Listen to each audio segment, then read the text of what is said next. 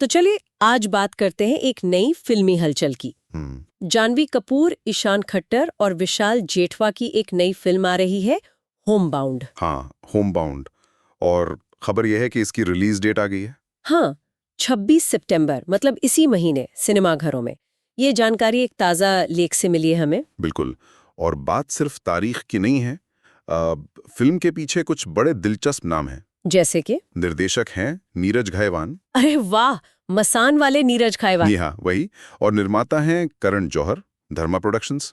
नीरज खायवान। मसान के बाद तो उनसे उम्मीदें बहुत ज्यादा है और ये उनकी मतलब काफी टाइम बाद बड़े पर्दे पर वापसी हो रही है ना। हाँ, बिल्कुल, एक लंबे अरसे बाद। और कहानी भी काफी इंटरेस्टिंग लग रही है। हाँ, मैंने पढ़ा थोड़ा।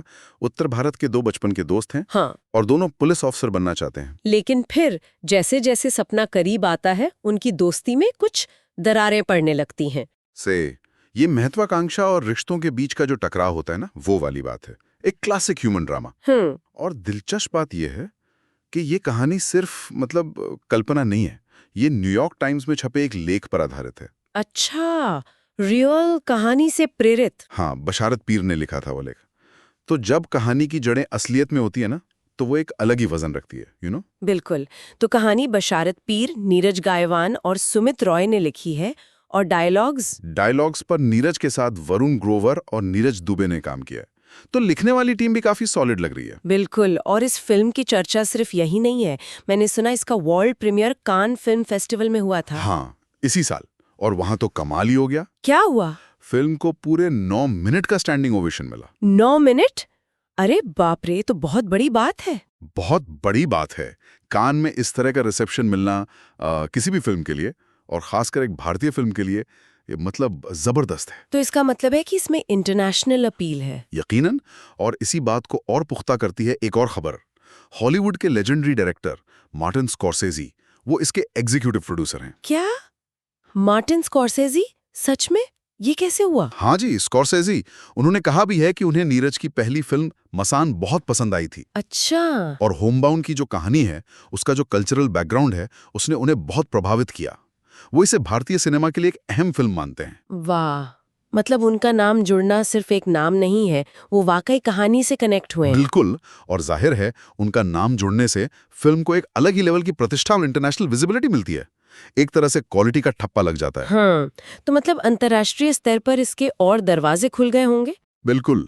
और इसी का एक और सबूत है, फ्रांस में डिस्ट्रीब्यूशन के लिए उन्होंने एड विटम के साथ डील की है। एड विटम, ये कौन है? ये फ्रांस की एक बहुत ही जानी मानी डिस्ट्रीब्यूशन कंपनी है। इन्होंने पहले अ फैंटास्टिक वुमन और सन ऑफ सॉल जैसी फिल्में डिस्ट्रीब्यूट की हैं। अरे हाँ, ऑस्कर और कान अवार्ड जीतने वाली फिल्में। जी। तो उनका इस फिल्म से जुड़ना ही दिखाता है कि उन्हें इसमें ग्लोबल अपील नजर आ रही है। कमाल है। ये सब तो बहुत ही पॉजिटिव बातें हैं फिल्म के लिए। और करण जौहर ने भी तो इंस्टाग्राम पे पोस्टर शेयर किया था ना। हाँ, रिलीज डेट अनाउंस करते हुए। और कैप्शन भी बड़ा दिलचस्प था, कोई भी एहसास अंतिम नहीं होता। ये भी कहानी के बारे में सोचने पे मजबूर करता है। बिल्कुल।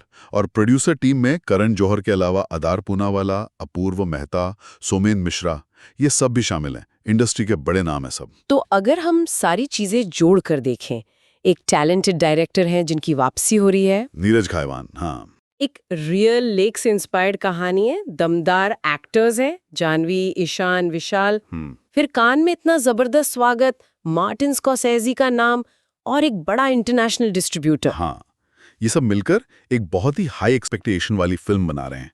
इसका इंतजार तो बनता है। सही कहा। और ये सब देखकर एक सवाल भी आता है मन में, क्या ये जो इंटरनेशनल कोलैबोरेशन हो रहा है या कान जैसा रिस्पॉन्स मिल रहा है, ये दिखाता है कि हमारी कहानियां, मतलब भारतीय कहानियां, अब ग्लोबल ऑडियंस से ज्यादा कनेक्ट कर पा रही हैं? ये बहुत अच्छा सवाल है।